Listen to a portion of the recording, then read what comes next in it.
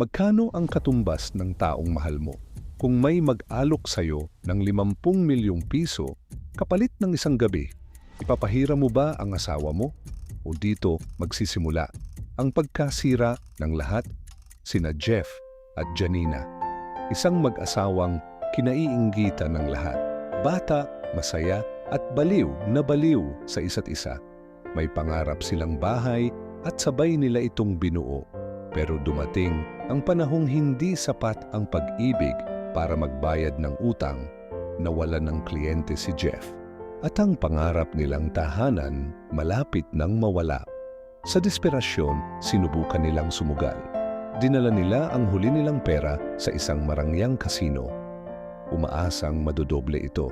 Sa simula, nanalo sila. Akala nila kakampi nila ang swerte.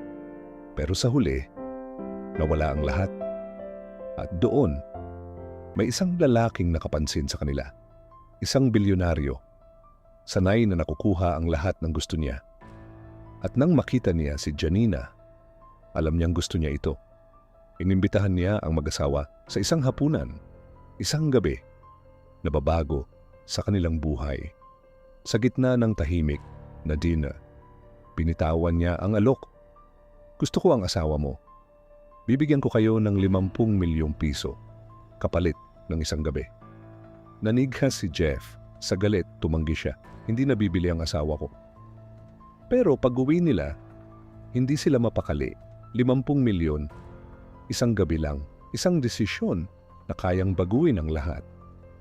Habang umiiyak, bumulong si Janina. Pagkatapos nito, tayo pa rin.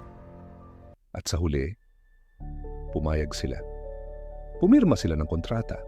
At nang dumating ang gabing iyon, naiwan si Jeff habang si Janina ay unti-unting lumalayo. Sa bawat segundo na lumilipas, parang unti-unting nasisira ang lahat. Kinabukasan, nakuha nila ang pera. Ligtas na ang bahay. Mayaman na sila. Pero may isang bagay na hindi na nila mababawi. Ang tiwala. Hindi na sila makatingin sa isa't isa. Bawat galaw may duda. Bawat tingin may sakit. Hanggang sa tuluyan silang masira. Naghiwalay sila. At sa paglipas ng panahon, napunta si Janina sa mundo ng bilyonaryo. Samantalang si Jeff, naiwang mag-isa kasama ang pagsisisi. Sa huli, napagtanto ng bilyonaryo na kahit mabili niya ang oras, hindi niya kailanman mabibili ang pagmamahal.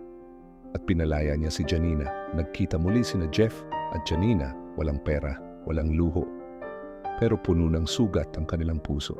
Sinubukan nilang magsimula ulit, pero may mga bagay na kahit kailan ay hindi na mabubura.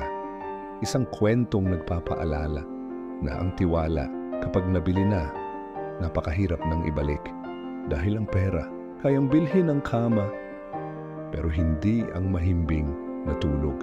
Kayang bilhin ang bahay, pero hindi ang tunay na tahanan. Kung gusto mo pa ng mga kwentong kagaya nito, mag-subscribe ka na sa Truth in Shadows para updated ka sa mga next video ko.